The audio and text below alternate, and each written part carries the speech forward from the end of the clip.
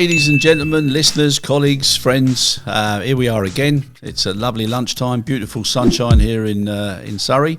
And today we've got Rob Williams, and Rob is the Supply Chain Director of Fisher Clinical Services. Known Rob for a long time. Welcome, Rob. Thank you. Lovely to have you on board, and really appreciate the effort for driving up. So well done. That's my pleasure. Good journey? No, M25 is never, and I don't miss it. It's nice just working 20 minutes from home now, so yeah, I don't miss that M25 car park. And whereabouts is it? Where you living? I live in East Grinstead and I work in Horsham, so it's a lovely country ride, not too stressful, so it's good. Oh, lovely. Rob, start you off. Why did you agree to come on the podcast? Apart from blackmail, no, because I still listen to podcasts all the time, to and from Heathrow because of the traffic, but I've never done one. Okay. So and I thought it'd be a great opportunity to share the experience I have in the industry I'm in now after spending, 35 years in aviation. So, yeah, I thought it'd be a great chance. Good man. Do you want to take us on that little back catalogue of experience and history just so that people know where you've been, what you've done? Yeah, well, I started out, first of all, with an air freight company called Pandair, which had the GSA for Laker Airways cargo, so people may remember Laker Airways. My goodness, yeah. And we used to do we bought all the cargo space on their aircraft, so that's where I started out. And then I've always wanted to get into the aviation business, but years ago you had to either know someone or have a family member before you could ever get into an airline. But I managed to go and visit to collect some documents from Northwest Airlines. And I sort of walked in and as a joke, I said, "Have you got any jobs?" And they said, "Actually, we have." And a guy called Peter Stokes, who was the cargo services manager then, gave me a job. What was that? That was a transportation agent, very flash, wasn't Always it? nice, yeah, good titles. That's one thing about our industry. Yeah. So I was a transportation agent, which basically you just went down into the warehouse and monitored the ground handling company building all the pallets and ULDs, etc. And we used to go out and supervise the loading of the aircraft. And we had freighters then, which came Prestwick, New York. Just on that now, I mean, how many years ago was that? Cool. In the 70s. In the 70s? Yeah. Just looking back now, don't you think it's crazy that you give a contract to someone and then you have to employ people to monitor and advise and guide them on what they should be doing within their contract obligations? Or, yeah. do you think that's just something that you should do? People still do it today, don't they? Yeah, exactly. It has never changed. I don't know why, if you're paying really good money to be handled and looked after, why you need to pay someone to watch over what people do. But I suppose from a safety perspective and understanding the requirements of your company is important, because obviously ground handlers will have 30, 40 different airlines they all look after, and unfortunately none of them are ever the same, are they? They all operate different.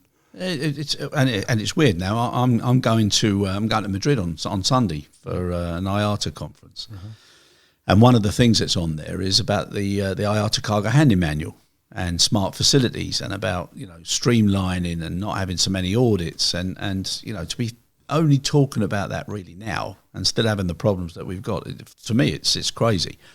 And for handling agents who, like you said, have got 30, 40 airlines who keep telling you, one says put your hand on your head, another one says finger in the ear, another one says, rub your chin.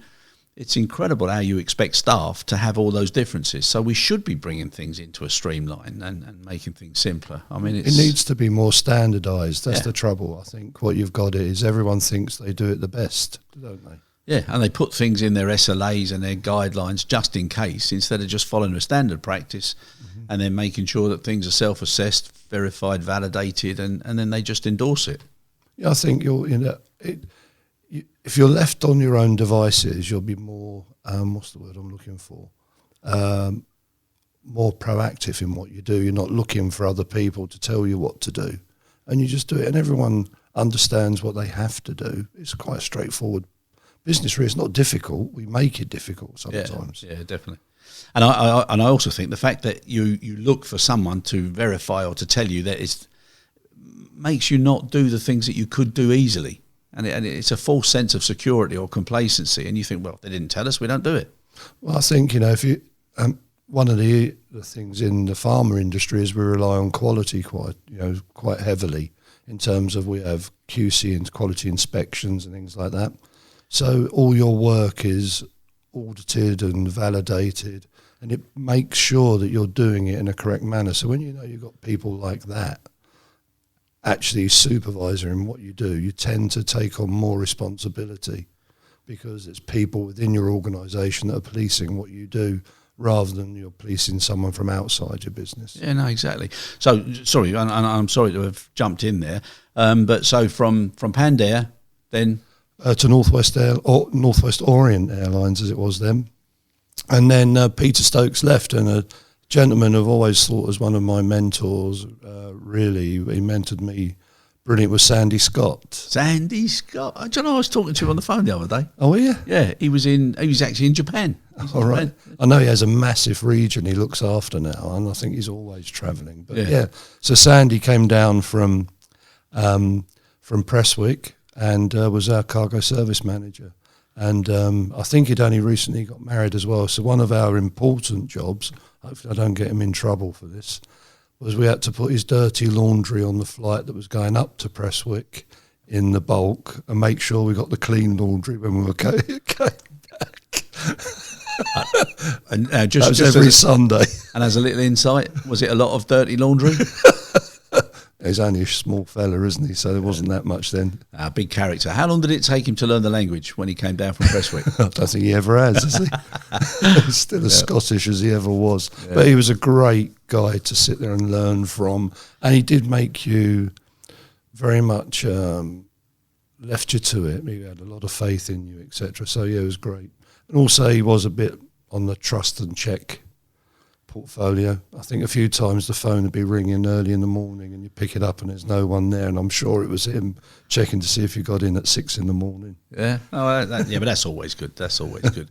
And anybody else? Because it's good that you jumped in there with the mentoring side of things, because one of the things that we're trying to get people to talk about, and hopefully if people are listening, is that there are people who care about developing the next generation of middle managers, line managers, senior managers, and have got a genuine desire to help people improve in their performance so that they become better than they ever thought they would be, could be, or should be. So anybody else that you would credit with your moulding you into the man you are now? I think I was fortunate as well that when I was at Northwest, I was asked to go to Shannon for 9 weeks because someone was not very well there, and I ended up staying for 2 years.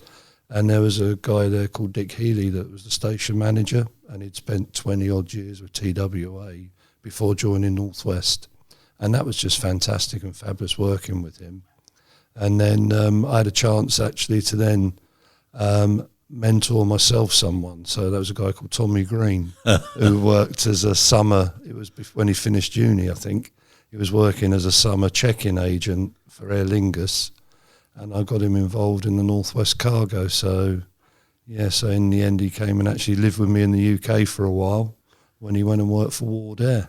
Tommy Greene, my God. Yeah. I doubt if he's listening, but my God, what a character that man is. He's a lovely guy. I met him, I can't remember, it must be nearly 20 years ago. And we were in the States, and another friend that we had, he said, do you fancy going down to Destin in Florida?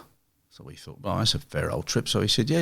Anyhow, he took us, he had his own plane, and we flew down. We had a great time down there, but a really, really long day, and we were really hitting it big time. And then coming back, the two of us were falling asleep in the back of the plane. And we both kept nudging each other, saying, for God's sake, someone keep wake so we could keep an eye on Jim. It was a guy called Jim Mueller in the plane. And I was panicking, I'll tell you. I don't know how Jim stayed awake. But yeah, no, Tommy, what a man. And I ended up bumping into him in New York. And I can't remember what was going on, but every single hotel was full. And he said, it's all right, you can come and stay in my room. And he was staying in Fitzpatrick's. All right. And I thought, what a lovely fella. And then, my God, he said, this is my wife, Sandy. And I was in the same room, but not in the same room. They had a little bit of a seating area outside. But I thought, poor old Sandy must have thought, what the hell are you doing? I know, Sandy's lovely. Yes, great lady, yeah. But old Tommy, yeah, Shannon. Yeah. Fibber McGee's and Dirty Nelly's. Dirty Nelly's, Fibber McGee's, yeah. And I always remember going when I was out there and I'd just arrived, and I think it was my first or second night, and there was the hotel reception phone me and said, there's some people downstairs want to see you. Came down, and it was all the guys I worked with, including Tommy, to take me out for a beer. That's nice. And that's what they were like. The whole 2 years I was there, I've never had such a great time, great bunch of people. There's no place like Ireland. That's why they say there's only two types of people. Those that are and those that wish they were. Yeah, exactly. Yeah, that's brilliant.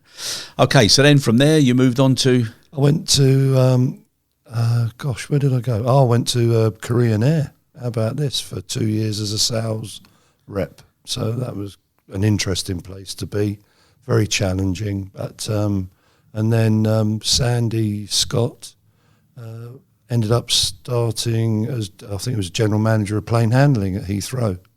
And we got talking, and he asked if I'd like to come up and work there. And I think there were 7 of us at plane handling when we started, and it was just a fantastic start-up, really. That was, yeah. And that was, so it's George Swindell? George Swindell, Gwyn Powell, bless him. Oh, yeah, God bless him, yeah, he passed just recently. Yeah, Gwyn Powell. Do you know something? That man, no matter what he did or what happened with him or to him, he was always happy and positive and always looked at the upside of everything. Oh, he was the brightest person on the table. He used to Incredible, keep everyone laughing, Yeah. and very outrageous, some of the things he used to say, which was quite... Oh my God! Yeah, he was. Yeah. Him and George. I played American football for Heathrow Jets and West London Aces, and they sponsored us. Oh right.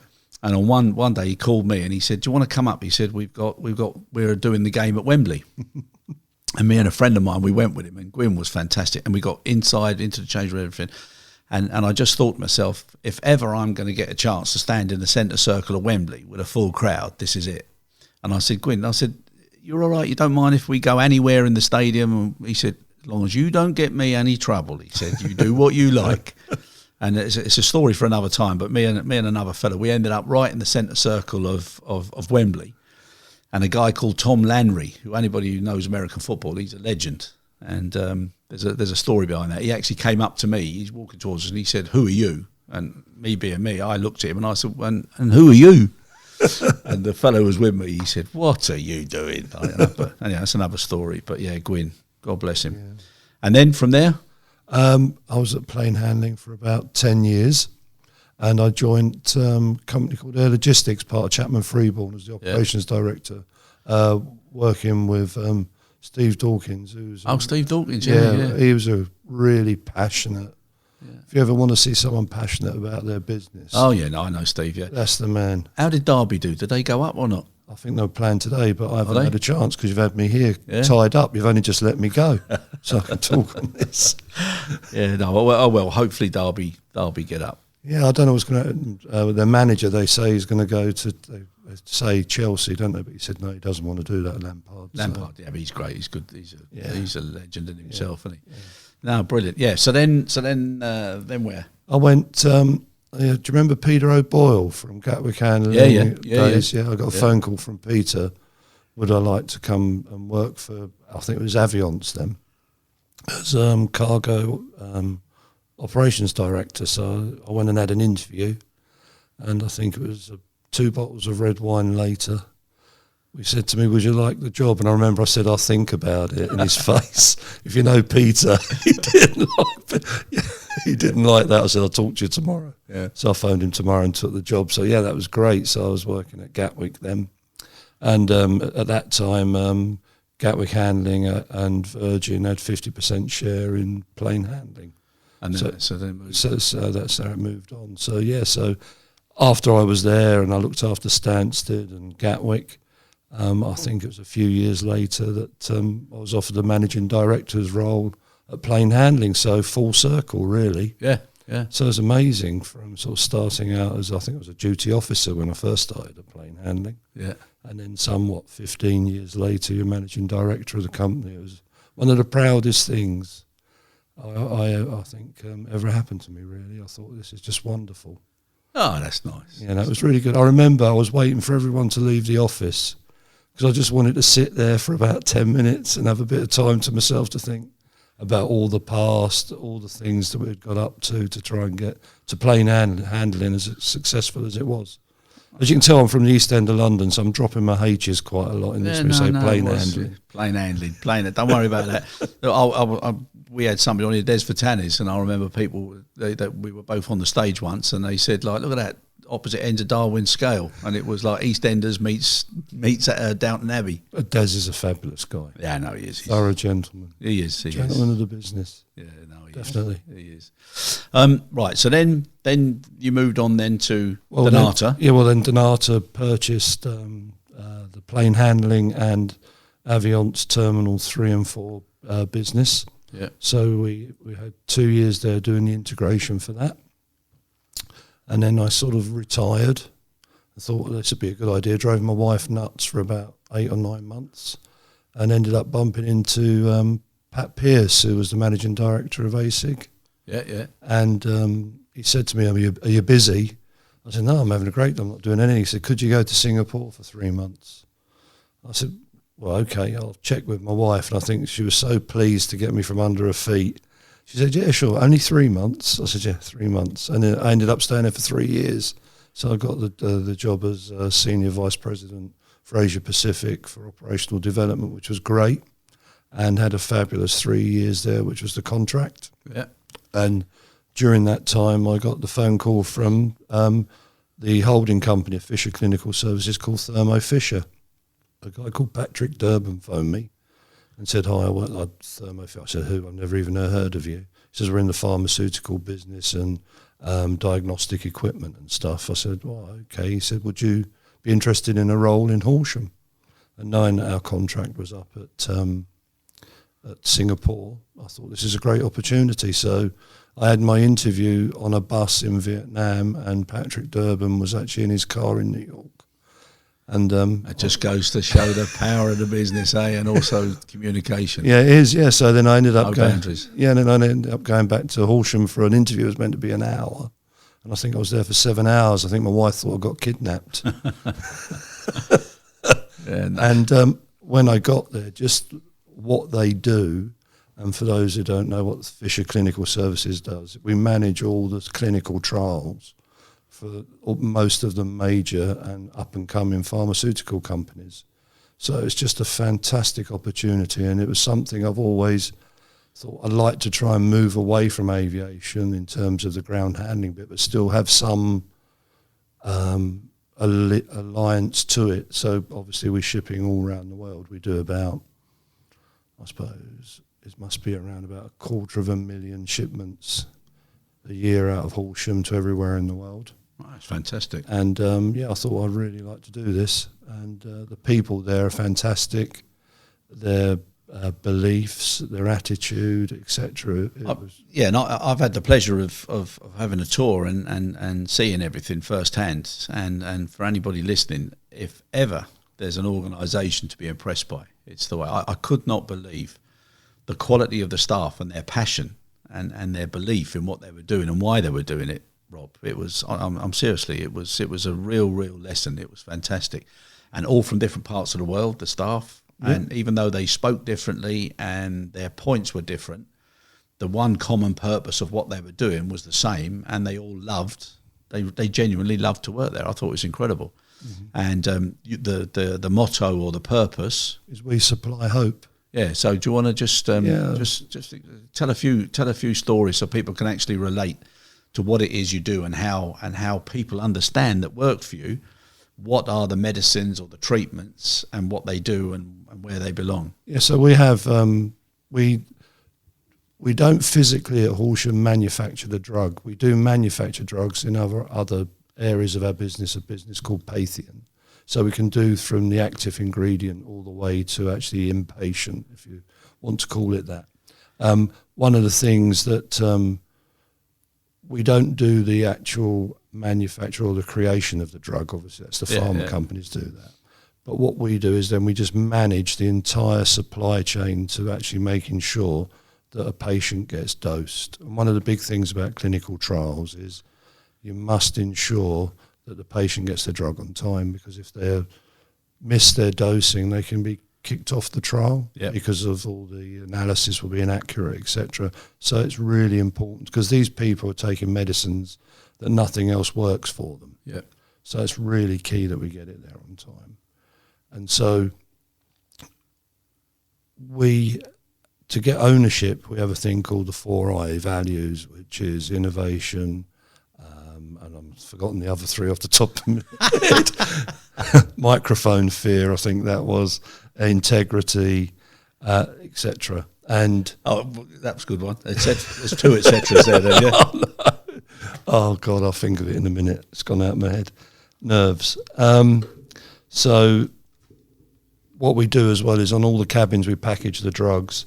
We actually have what the drug is for, whether it's for tumours, whether it's for Parkinson's, whether it's for Crohn's disease, etc. So the people that are actually working on site know what they're doing and what it's treating, because all of us have got family or friends. Yeah, that's the thing. That have most probably are on medication, etc. that we trial. So some of the things we do is there was a young lad that needed a drug for brain cancer, for a tumour in the brain. And basically, it wasn't for paediatric medicine, and in the end, they convinced the pharmaceutical company to actually give the child the drug. Yeah, that reversed the tumour. And what that family did is actually, out of all the medicine bottles, they did the word hope. And that's hanging in the main entrance of one of the world's largest pharmaceutical companies now. And we have videos showing, they say thank you to Thermo Fisher for the supply chain we provide for that. We've just got cystic fibrosis. That's easy for you to say. Yeah, cystic fibrosis. And it's for paediatric, for young children, again, where at the moment they have to put a vest on twice a day to basically shake the snot out of them so as they don't drown in their own lung fluid. And the life expectancy of someone with cystic fibrosis is about 30 years old, and this drug now has increased it to 60. That's fantastic. Incredible. There's a film out, I think you look on YouTube, which shows Thermo Fisher, and they actually say, I'm really pleased now I'm going to be able to see my children's wrinkles. And thank you to Thermo Fisher again for doing this. So there's lots of examples of that out. If you want to go on the YouTube, just look at Patheon or Thermo Fisher or Fisher Clinical Services, and there's lots of clips of these families where we've extended life, etc. And we do a lot of compassionate use drug as well. So people that are end of life, it increases their life expectancy so they can spend more time for their families. So what's more important than family and having as much time as possible? Yeah, I've actually seen the video of the little lad, and the way he talks to his mum, and he's doing karate now. Yeah, that's right. He's in his it's really. Yeah. I don't care how strong, tough, or whatever you are. There's always there's going to be a tear. It's a lovely thing, and the mum, God bless her, the way she dealt with it, absolutely incredible. And we share all these with the staff. So on Wednesday we had a town hall, so we showed that clip of the cystic fibrosis, and you can watch people's faces because they actually sit there and they all get quite emotional watching it. So it's great to see they're having that effect on it is, people. And you don't realise sometimes how, somebody said to me once, if you were to put all of your life's troubles in a bag and put it on the world's table, 9 times out of 10 you take your own bag back. And people just don't realise how some other people live and the problems that they've got and the strength that they've got. It's exceptional. It's fantastic. We're providing medicines as a company to 1 million people every day. That's 1 every 12 seconds. That's amazing, isn't it? I've got a very close friend. He's, he was big in the city, and he had his own company, and then just out of the blue, he was diagnosed with a incurable blood cancer. And what he's done now, he's not working in the same industries, but he's decided to keep himself fit. He cycles all over. He does sponsored cycle rides to Paris. He brings people on board. He supports the charity. He's he's just a unique example and I just admire him so much. I don't tell him that all the time, but he's incredible what he's done. And he's extended all expectations because of new drugs and because of trials, etc., and also because of keeping himself fit and eating the right food, which is brilliant. It's an important thing, isn't it? And as a result of being involved in the pharma business, I've actually become a trustee of the Melanoma Trust. So I'm trying to give something back as well of my time. That's what he's got. He's got that. Is he? Yeah. Oh, right. Okay. Yeah. So I'll tell you afterwards. all right. No, yeah. So I've been doing that now for about a year. Have you? Yeah. So it's fantastic, really, because our company as well, we're allowed 2 days off to work at a charity, each person a year. Seriously? Yeah. And we have a matching thing for charity as well. So if we do over a certain amount of charity giving, our company gives 50%. That's fantastic. Of what we give. So we have our CSR, we've got a team of people go around schools doing STEM studies, the DNA of a strawberry, and we actually, our company allows us to give money as well to the school. So the most recent school we did, we gave £600 to them. They said this is like winning the lottery.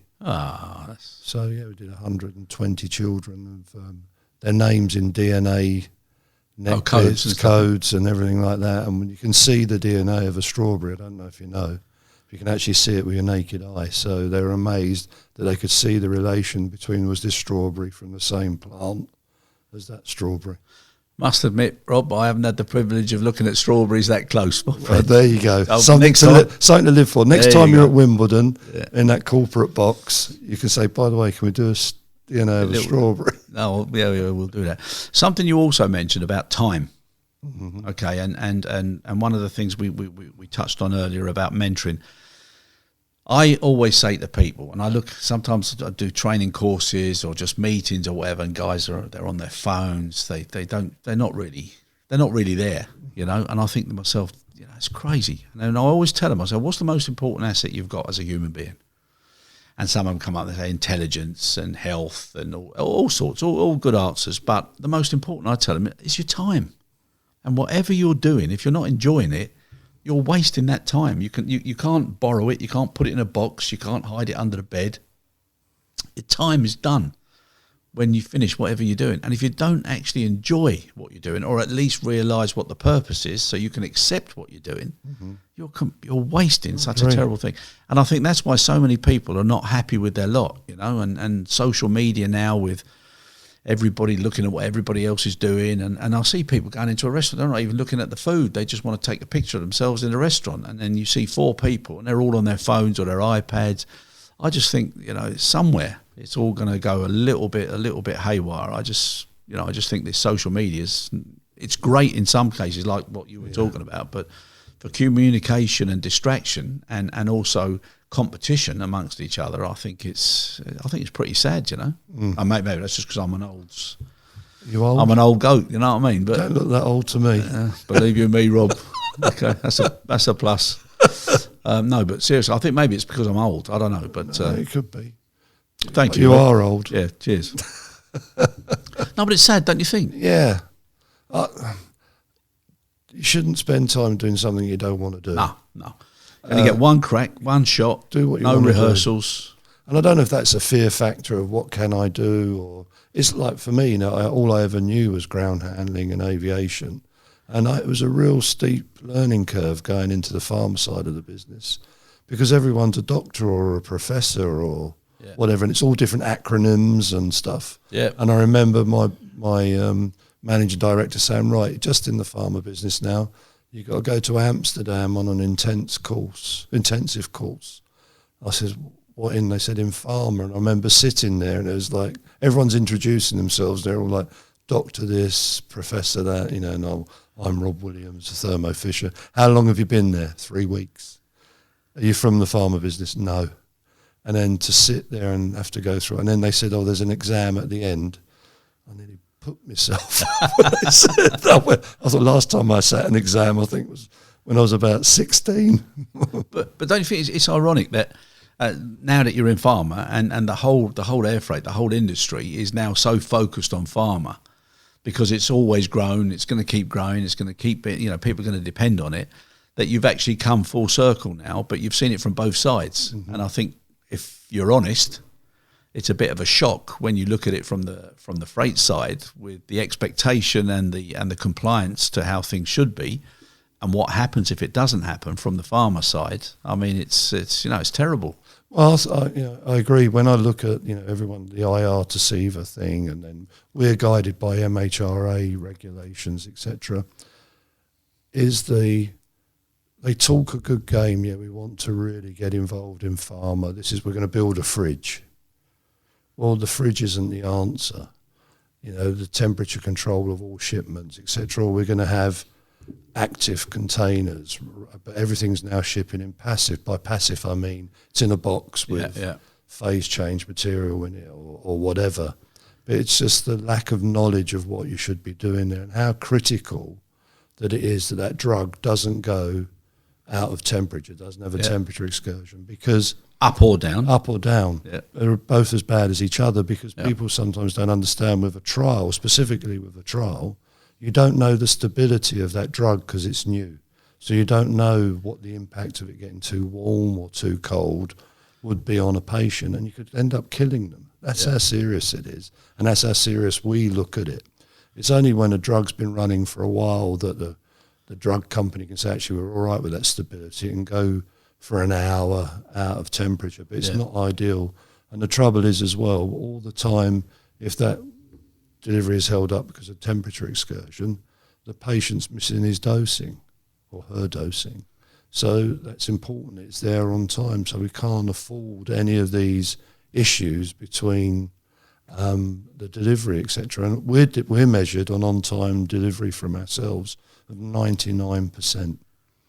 I know, and that 1% is still a tough one. Yeah, so we were at 99.7% last year, but that's a lot of effort goes into doing that. Yeah. And we have to sit there and validate trade lanes.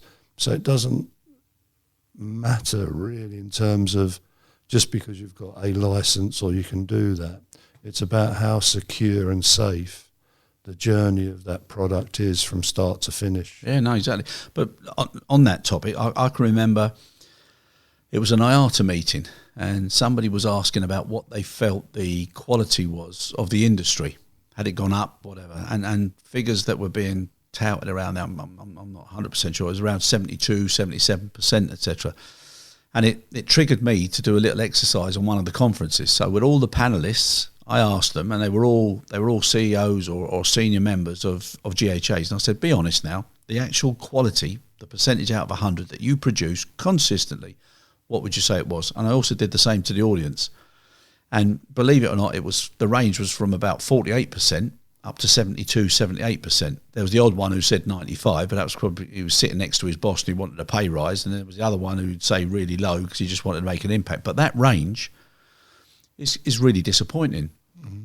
And what I said to him was, I said, look, you're all here, you've all travelled, you've all come on flights. Now imagine you go back after this conference and you're all sitting on the plane. I said, firstly, I'll tell you what you'll all do. You'll all sit on there, you'll be reading your paper, or you'll be on your phone as the poor steward or stewardess is saying, ladies and gentlemen, no matter how often you've flown, please be aware now we're doing the safety instruction, etc. And please pay attention, la la la la. And people are still on the paper, still on the phone. Now, if the co-pilot suddenly went bing bong, ladies and gentlemen, I'm so sorry to tell you, but for every 100 aircraft that takes off today, only 77% will land. How many people would stay on the aircraft? And the same thing with an operation. If you go in and your kids or your wife or the mother-in-law or whatever, if they were going in for an operation and the doctor said, yeah, don't worry, I do these all the time, but the anaesthetist said, yeah, he does, but only 77% survive. Would you send your kids in? No, you wouldn't. We do a thing called... Would you send your wife in? We do a thing called... would you send the mother-in-law in? Oh, probably. Yeah. We do a thing called the art of being brilliant, and we do a similar thing where we say, with errors, so we need to be at 98.2% right first time. We have not our on-time delivery. But would you be happy that every day 14 babies get given to the wrong mum? Yeah. Which you wouldn't be. No, you wouldn't. Or the other one is 50 babies, when they're born, get dropped on their head. Yeah, so that's if it's 99.9%. Yeah, so basically, that's why pharma really are driven, and they are a bit passionate about it. It's unacceptable. Yeah. I think some of those babies I've worked with, the ones who were dropped on their heads. I think might have been me at one point. So I think I read somewhere with 50% of shipments travelling air freight suffer a temperature excursion, which is plus or minus, a couple of billion in cost. And it is really in cost. Some of the drugs we deal with, one syringe could be $15,000. One syringe? One syringe could be $15,000. Because of the content, because of the drug that's in it, Yeah, because there's not a lot of it. They don't make, it's not like commercial making, I don't know, Panadol, where they just keep running off the line. Yeah. This is all, there could be one box of that left in the world. We actually did a shipment to Great Ormond Street Hospital. We got a phone call on a Saturday morning, a baby that was having, they couldn't stop the bleed, but there was a company that had a new trial and there was 14 of these vials left in the world. 14, my God. And we actually got them to the Great Ormond Street to the baby by 2:00 in the afternoon after going through all the quality and QP release and stuff like that. So it's amazing what some people do and the impact they have on others. And that's why I love my job. How can you not be motivated? If anyone came to, and anyone's welcome to come and see what we do, it's just we are making a difference, and that's what one of our logos is. We make a difference, as well as supplying hope, because we are really close to the patients' names, etc., in the clinics. We can see what we're doing. We can see that difference. Yeah, it's so rewarding. And every one of the people that I've met, you can almost see a common trait in them. I don't know what they're like when they get home or when they go out, but from what I see at work, I think most of them are pretty good fun. They don't look troubled all the time. They've got a sort of a balance. It's a lovely thing to see. Yeah, they're really dedicated, and they go that extra mile, and they don't earn millions and millions a year for doing it. They get a really good pay, but they're really focused on what they're doing. The turnover, what's the attrition rate like? 0.7% it was last year. That's good. That's great. That's people because they wanted to leave, or we've got quite a lot. We've got quite a demographic in terms of people, countries, etc. So a few of them have just gone back home. Yeah. I think we've got 32 nationalities working at our place. That's great, isn't it? So that's really good. Yeah, in Horsham. It's good fun. Yeah. And the restaurants around the area. Oh yeah, superb. The Dragon. The Dragon. Yeah, that's a really nice pub in a village called Colgate. It's called the Dragon because the villagers back in medieval times said there was a dragon in the woods to keep people away, so that's why they call it the Dragon. Yeah, but the food, we take a lot of our clients, we do a lot of our own.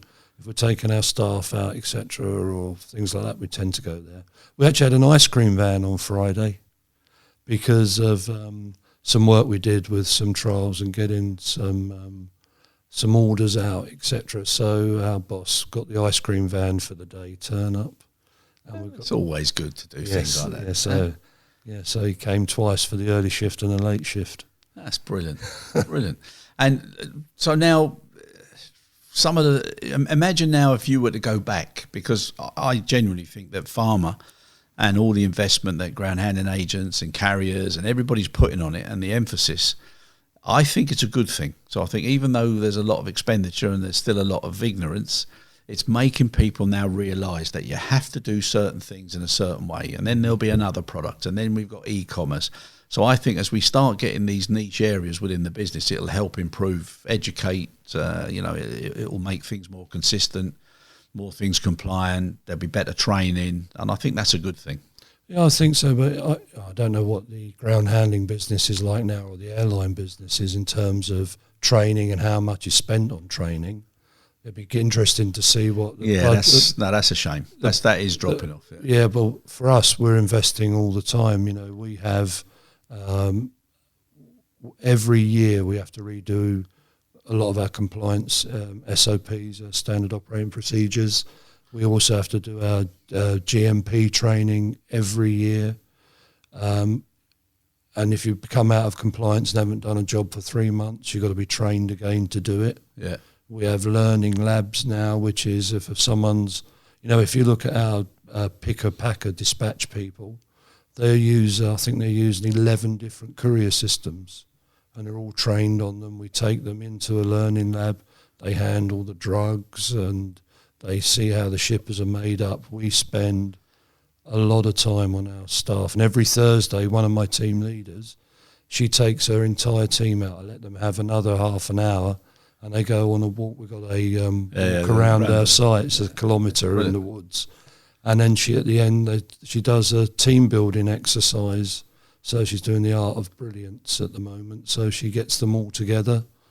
Every Thursday they go out and do that, and all their teams are doing things like that. So we have. That's great. That's great. Yeah, the training. I mean, I always try and plug Lufthansa for the fantastic training that they gave us in the early days in Zeeheim. But I think people who don't train, I think it's very short-sighted. And I remember playing sport. There was one old boy, and he was a tough old trainer, and he always used to say, if you train, it's a certain pain. But if you don't train, the pain will be far, far worse when you think you're able to do things. Yeah. And I think it's a big, it only comes back when something bad goes wrong and people are doing a risk assessment or mitigation. And one of the things that always comes up there as well, how did you train your people? Did you test them after the training? Did you do it regularly? It's like keeping fit. And if you don't do it, there's always going to be a surprise, and in some cases a very nasty one. But I think training's, although it's a large element, it's part of another element, which is it's communication. Yeah. One of the things I think we're very good at, and I think the ground hand in aviation business could learn from, is we have a thing called accountability boards. Yeah. So everyone's accountable for their actions. And this all starts from grassroots, from the associates. They'll have a 15-minute meeting around it's called a tier board. Yeah, the tier and scrum boards. Yeah, which has quality, safety, cost, and performance, delivery. And we talk about that for 15 minutes. So we have 4 tier boards. Tier board 1 is for the operations people to speak with their direct supervisors. We have a tier 2, which is the supervisors then speak to the manager, and that lasts 15 minutes. And they're all standing up. And then there's a tier 3, which is my tier board as a director, that my managers come to for 15 minutes. We talk about the performance of yesterday, what we need to do today. Yeah. And then I get summoned at 12 o'clock with my boss, all the directors, and we speak for 15 minutes on how the business is doing it. And that's the meetings. That's it, done and dusted. But again, you've spoken to 600 people across the site every day. No, I think it's fantastic. And I think communication is what makes you a success in the training side. I suppose because in aviation the margins are so lean. Yeah. When anyone looks at their budget or whatever, what we're going to do, we'll cut out unnecessary travel. It's going to make a difference, isn't it? Yeah. And we'll look at training. Do you really need to spend that on training? Yeah. How often do people go on training courses? I know but also, Rob, as well. Sometimes when the good days are there, people are going to the wrong sort of training course. They're sending them just for the sake of sending them, and nobody works out, has it done us any good? What's the immediate impact? Yeah. And again, I think every single training exercise, there should be a test and a follow-up and then a retention of knowledge after a period of time to see whether it's making a difference to the business. And I would also suggest there should be more feet-on-ground training rather than classroom training, because most people, like you said earlier, when you did that test, the last time you did a test or a certification or whatever was when you were 16. Yeah. People are just not used to it. No. And it frightens some, and it makes others a little bit, a bit wary anyhow. And I just think if you do something where you are in the workplace and somebody shows you what to do and how to do it, the most important thing is that somebody tells you why you're doing it. And if you know why, then, And we have subject matter experts in our organisation. So in terms of the supply chain bit, I have 3. And they're actually out in the workplace every day, just standing next to someone, showing them better ways for doing it or asking them why they're doing things. And when we have clients come around, we have around about 30 audits a year. And they're 2 to 3 day audits with our clients, and they come and talk to the operator, and the operator shows what he's doing in front of them. Yeah. You don't really demonstrate that in many other businesses. Can you show me how you're creating your airway bill, please? No. But the other good thing is you and your team and your staff, they're happy to get feedback and findings, aren't they? They don't expect to be zero findings. Oh, no, we'll always have not majors. You'll have a observation. We don't get really many majors. No, exactly. If for anybody who's listening, if you can hear a dog barking in the background, it is a dog, and we'll just sort that one out. He's just dragged the postman round the back, so we'll send someone to go and sort that out. Stifle the screams. Yeah. Rob, listen now. Okay, so it's great to talk about the business and everything. Now yourself, okay? Yeah. How do you relax? What do you do? I've got a dog. Believe it or not. Yeah. So I. Yeah, go on. I'm just watching you doing sign language about the dog. No, so I have I relax with my kids. Yeah. I've got 2 children, although they're not children anymore. Yeah. But yeah, and spending time with my wife, really. We go out and do stuff, walk, we go out eating and stuff like that. So yeah, and also, I just chill doing anything, really. And holidays? Where's holidays. Well, I went to Hong Kong for my 60th. My wife said to me, do what I like for my 60th, so I went to Hong Kong with my son to the 7th. Oh, right.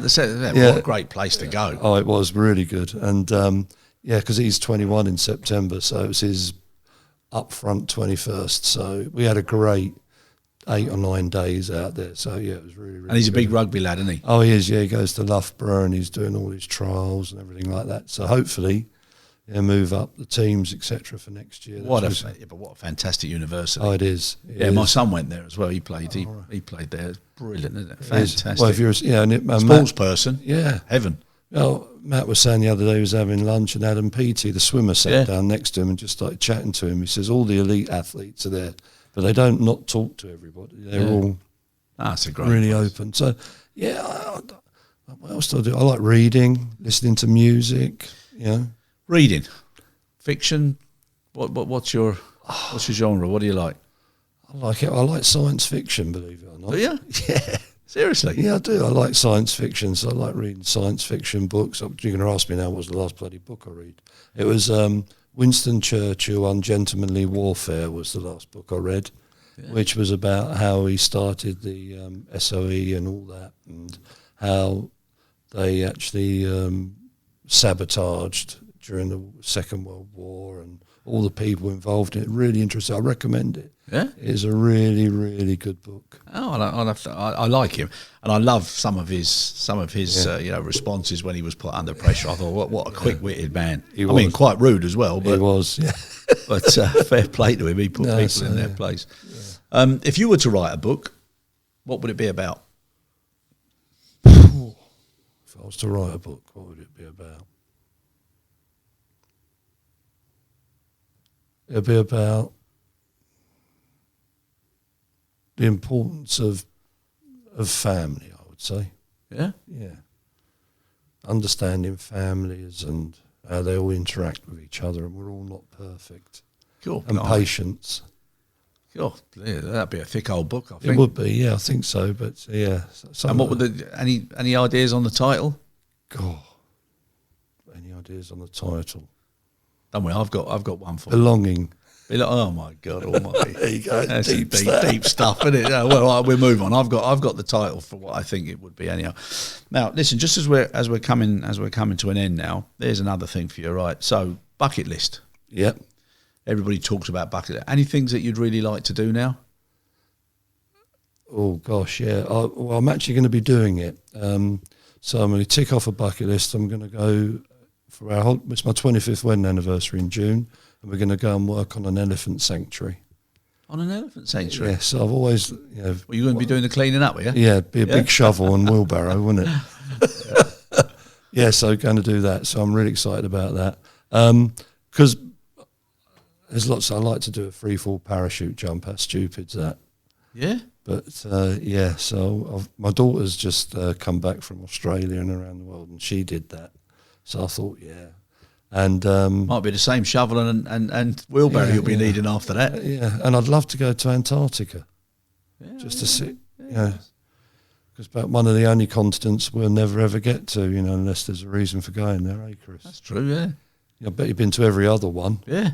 No, I've been to Alaska, but that's just... Yeah, but it'd be great to go to Antarctica just to see. Yeah, maybe I'll put that on my one as well. Oh, if you go, I'll go. Yeah, okay, fair dues. And listen, music. Yeah. So I've got a big birthday coming up soon, and I'm putting a music list together. What's the song that would make you just jump up and wherever you were, bang, that's the one. I'm up there. I'm on the floor. Bruce Springsteen, Down by the River. Down by the river. Yeah. Yeah, we're also putting a top hits compilation together from the podcast. And it's that or Meatloaf. I love Meatloaf. Meatloaf. Yeah. Bat Out of Hell. Yeah. Yeah. Have you seen the show? No, I haven't. I wanted to go, but it's not on at the moment, is it? No, but what a show. You got to go and see. I'll tell you, you know Russell Williams? Yeah. His daughter was in it. Oh, right. Yeah, she plays the mum. Oh, good gracious me. I don't know. And what an actress she is. My God. Gemma Williams, but her stage name is Gemma Alexander. Absolutely incredible. Yeah, it's not on at the moment, so I don't know if it's on anywhere else, or it might be travelling. Yeah. So I've got to see it then. No, it's absolutely fantastic. Now, if you were to give advice to anybody thinking of coming into the industry, whether it be pharma or whether it be logistics, what would you give them? What would you say to them? Because I don't know many people who sit out there in a school, and when the teacher says, what do you want to be when you leave? They say, I'd like to go and work in cargo, or I'd like to work on the ramp, or I'd like to be in aviation. I don't know if it's a career choice now, but when you look at universities now, there's a lot of them doing operational management, logistics, etc., supply chain in their courses, so you can get that direction now. I think, I don't know about you, but you sort of end up by accident in it, and then in the end you're rolling along and you just keep going in. But I think it's an incredible industry. I mean, when you mentioned all the places that you've worked and lived, and I've been lucky enough to have worked my way all the way around the world, and some of the companies have been fantastic, some of them not so good, but it's all a lesson. But I wouldn't have swapped it for the world. And I think if somebody had told me when I was in my early 20s that was the opportunities that were ahead of you, I would have stuck at it, and I'd have worked a lot harder earlier. And I just think for anybody who wants to see the world, see the business that impacts and affects the world, it's such an interesting topic. Oh, it is. And when you think of all the characters and all the people that we've worked with, and also the people that work, that have worked for yourself, I think it's great. My advice would be, because I still think this is such a people business. It's about 80% of what we do is all the people, although they're trying to automate and everything. I think you've got to be a really good around people, really understand people and how they tick, and you can work in any industry, really. Yeah. No, I agree. I agree with you. I agree. But ours, some people who've never been on a ramp, they've never seen aircraft landing and taking off and push back and all the things that go on around it, to understand what goes into a plane landing and taking off I just think it's don't get me wrong, I'm not. I don't really like aircraft that much, but I just think what goes on around the logistics, everything, it's incredible, and the amount of different people that are involved.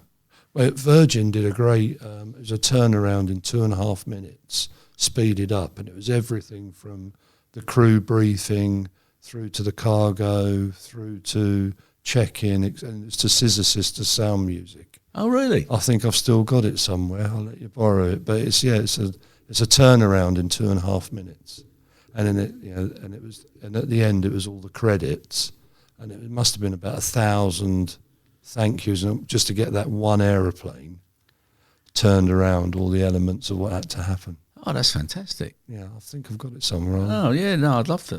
That was a great thing that Virgin did, and it makes you realise everything from the caterers. Yeah. To that. I know, everybody, yeah. Now, memories, okay? And if people were to remember you, how would you like them to remember you? Oh, God, that's a challenging question, isn't it? As a fair, decent fella. Yeah? Really, yeah. That's good enough. Yeah. And the title that I would give to you for your book is There Is Always Hope. Yeah. Rob, thank you so much for giving your valuable time, and really appreciate it. And like I said, if anybody ever gets the chance to see some of those videos from Thermo Fisher, it's a real sobering reality check. Yeah, and what everybody does there, and Thermo Fisher, absolutely fantastic organisation. And the people that I've met, they were so impressive, and I hope they get to listen to this so they can see that their actions and their impact made that difference. So thank you so much, Rob. No, it's been my pleasure. I've really enjoyed this. This has been great. Thanks for the opportunity, and I'll send you the links if you want to some of those YouTube definitely. clips. You can post We'll post them. We'll put them there as well. Really, really appreciate it. No, lovely. All right. Thank you. All the best, mate. Cheers.